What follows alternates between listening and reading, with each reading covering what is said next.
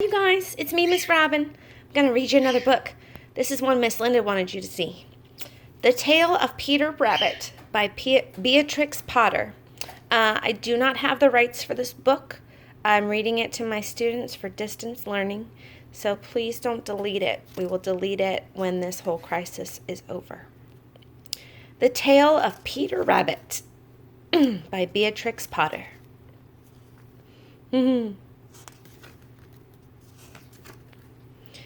Once upon a time, there were 4 little rabbits, and their names were Flopsy, Mopsy, Cottontail, and Peter. They lived with their mother in a sandbank underneath the root of a very big fir tree. "Now, my dears," said old Mrs. Rabbit one morning, "you may go into the fields or down the lane, but don't go into Mr. McGregor's garden. Your father had an accident there. He was put into a pie by Mrs. McGregor. Now run along and don't get into mischief. I'm going out." Then old Mrs. Rabbit took a basket and her umbrella and went through the wood to the baker's. She bought a loaf of brown bread and 5 currant buns. Flopsy, Mopsy, and Cottontail, who were good little bunnies, went down the lane to gather blackberries.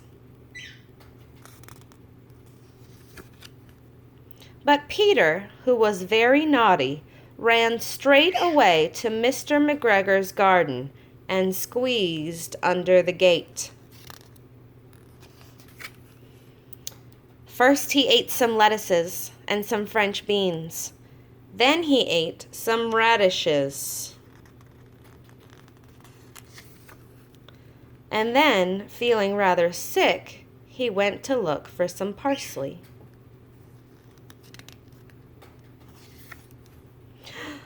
But around the end of the cucumber frame, whom should he meet but Mr. McGregor?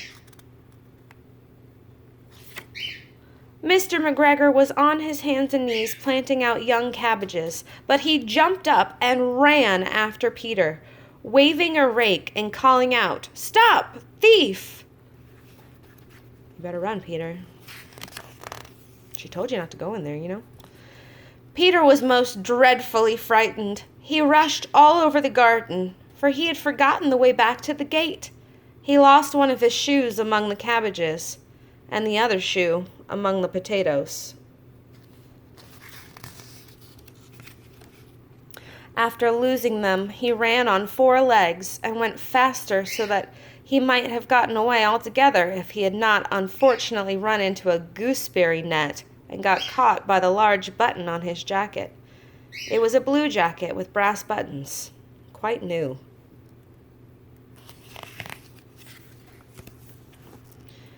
Peter gave himself up for lost and shed big tears, but his sobs were overheard by some friendly sparrows, who flew to him in great excitement and implored him to exert himself.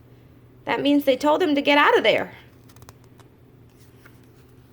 Mr. McGregor came up with a sieve, which he intended to pop upon the top of Peter, but Peter wriggled out just in time, leaving his jacket behind him. "Run, Peter, run!" And rushed into the tool shed and jumped into a can. It would have been a beautiful thing to hide in if it had not had so much water in it. I mean, it is a watering can, right? Mr. McGregor was quite sure that Peter was somewhere in the tool shed, perhaps hidden underneath a flower pot. He began to turn them over, carefully looking under each. Presently, Peter sneezed. "Kertsy-choo!" Mr. McGregor was after him in no time. Look, he's looking under each pot. And tried to put his foot upon Peter, who jumped out of a window, upsetting 3 plants. The window was too small for Mr. McGregor, and he was tired of running after Peter. He went back to his work. That was close. Peter sat down to rest. He was out of breath and trembling with fright. He had not had the least idea which way to go. Also, he was very damp with sitting in that can. After a time, he began to wander about, going lippity-lippity, not very fast, and looking all around. Trying to figure out where he is, I guess.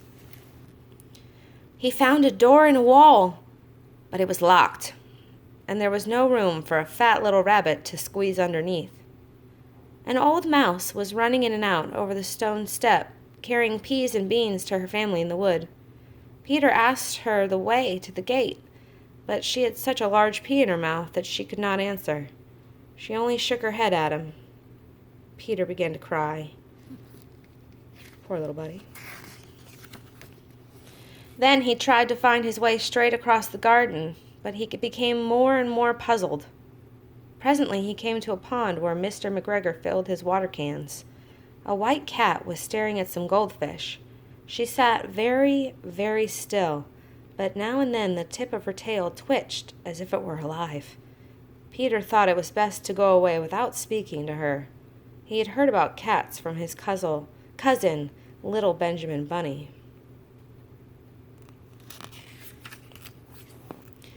He went back towards the tool shed, but suddenly, quite close to him, he heard the noise of a hoe. Scritch, scratch, scratch, scritch. Peter scuttered underneath the bushes, but presently, as nothing happened, he came out and climbed upon a wheelbarrow and peeped over. The first thing he saw was Mr. McGregor hoeing onions. His back was turned towards Peter, and beyond him was the gate. You see it right there? That's where he needs to go. Remember. Peter got down very quietly off the wheelbarrow and started running as fast as he could along a straight walk behind some black currant bushes. Mr. McGregor caught sight of him at the corner, but Peter did not care. He slipped underneath the gate and was safe at last in the wood outside the garden. Oh, you see him? Almost had him. That's close. Mr. McGregor hung up the little jacket and the shoes for a scarecrow to frighten the blackbirds. They don't look very frightened. Peter never stopped running or looked behind him till he got home to the big fir tree. He was so tired that he flopped down upon the nice soft sand of the floor of the rabbit hole and shut his eyes. His mother was busy cooking. She wondered what he had done with his clothes. It was the second little jacket and pair of shoes that Peter had lost in a fortnight. That means 2 weeks. I'm sorry to say that Peter was not very well during the evening. His mother put him to bed and made some chamomile tea, and she gave a dose of it to Peter.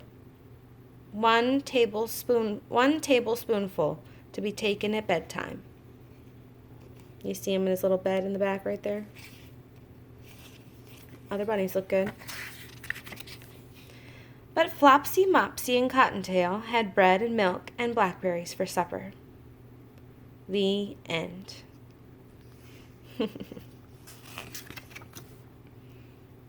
I love that book.